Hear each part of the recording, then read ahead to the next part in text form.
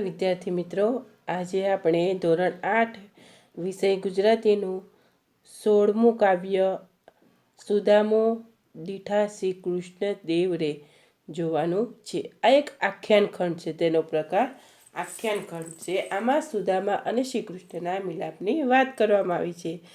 તેના કવિ છે પ્રેમાનંદ. સમય ઈસવીસન 17મી સદી. તો આપણે થોડી પ્રસ્તાવના પર નજર કરીશું. મહાકવિ પ્રેમાનંદ વડોદરાના વતની હતા. તેઓ ઉત્તમ કથાકાર અને માણભટ્ટ હતા. માણ ઉપર થાપ આપીને કથાને પઠન, ગાયન અને અભિનય દ્વારા રજૂ કરીને તેમની રચનાઓ તેમણે લોકસમુદાયમાં ગૂંથતી હતી. રામાયણ, મહાભારત અને પુરાણોમાંથી કથાવસ્તુ પ્રસંગો લઈને તેમણે તત્કાલીન ગુજરાતી વાતાવરણને જીવંત રીતે નિરૂપીને આખ્યાનને એક નવું જ રૂપ આપ્યું છે.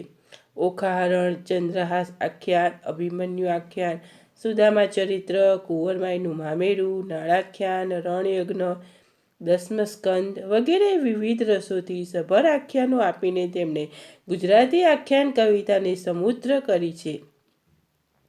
પાત્રાલેખન, વર્ણન, રસ નિરૂપણ, ભાષાકર્મ એમ સર્વ રીતે એમના આખ્યાનો ગુજરાતી ભાષાની ઊંચી સંપત્તિ બની રહે છે. માનવ સ્વભાવની વિવિધ લાગણીઓનું સરસ રીતે નિરૂપણ કરવામાં તેઓ કુશળ કલાકાર છે.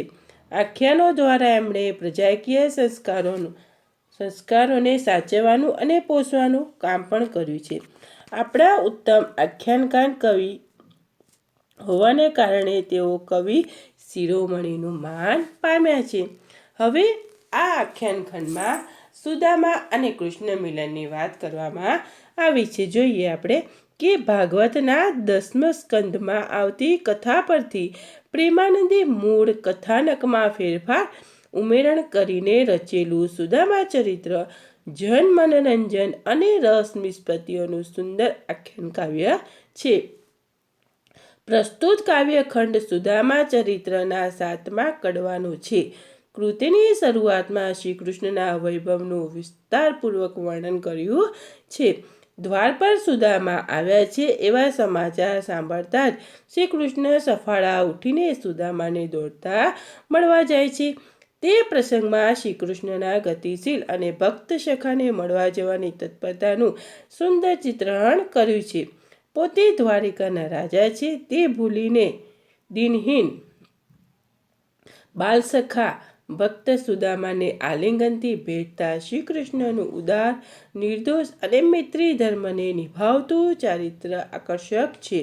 તેથી આ ખંડ સખ્ય ભાવ અને આતિથ્ય ભાવનું ઉત્તમ કાવ્ય બની રહે છે. તો મિત્રો, પ્રસ્તાવના જોયા પછી હું તમને આના વિશે થોડી ટૂંકમાં માહિતી આપી દઉં. તો મિત્રો, આ સુદામા દીઠા શ્રી કૃષ્ણ દેવ રે એટલે કે શ્રી કૃષ્ણએ સુદામાને જોયા રે એનો અર્થ એ થાય છે. આ એક આખ્યાન ખંડ છે અને તેના કવિ છે પ્રેમાનંદ. તો મિત્રો, આ આખ્યાન ખંડમાં પહેલાં તો શ્રી કૃષ્ણના વૈભવનું વર્ણન કરવામાં આવ્યું છે. પછી શું છે અંદર કે દ્વારિકાના મહેલમાં શ્રી કૃષ્ણ એમની 8 પટરાણીઓ સાથે બેઠા છે. બીજી 16,000 સ્ત્રીઓ શ્રી કૃષ્ણની સેવા કરી રહી છે. એવામાં શ્રી કૃષ્ણને સમાચાર મળે છે કે કોઈ તમારા દ્વારે આવ્યું છે. શ્રી કૃષ્ણને સુદામા આવ્યાના સમાચાર મળે છે. શ્રી કૃષ્ણ તરત જ પોતાના બાળમિત્રને મળવા દોડી જાય છે અને બધી પોતાની જે આજુબાજુ પટરાણીઓ હોય છે એમને કહે છે કે મારા મિત્ર આવ્યા છે, તમે પૂરજોશમાં તૈયારીઓ કરો.